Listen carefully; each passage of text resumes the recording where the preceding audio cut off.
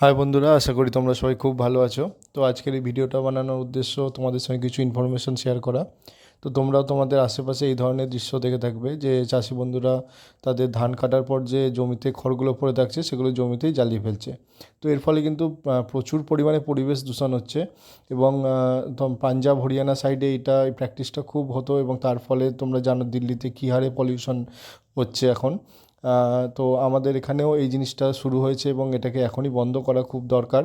আর শুধু এটাতে যে পরিবেশের ক্ষতি হয় তাই নয়, জমির মধ্যে যে বেনিফিশিয়াল মাইক্রো অর্গানিজমগুলো থাকে যেগুলো চাষের জন্য খুবই দরকার, তো সেই মাইক্রো অর্গানিজমগুলোও কিন্তু এই তাপের কারণে মরে যায় বা নষ্ট হয়ে যায় আর কি। তো তার ফলে কিন্তু আলটিমেটলি জমির যে উর্বরতা ক্ষমতা সেটাও কমে যাচ্ছে।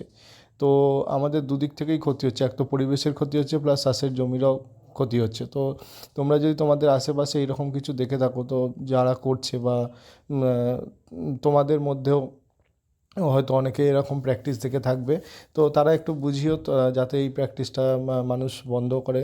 তার ফলে নাহলে কিন্তু মানে পরিবেশের যে দূষণ সেটাকে আটকানো যাবে না। তো তোমরা চেষ্টা করো তোমাদের আশেপাশে এরকম কিছু দেখলে সেটাকে যাতে বন্ধ করা যায় বা তাদেরকে বোঝানো যায়। এইটুকুই বলার ছিল। চলো, জয় হিন্দ, জয় ভারত।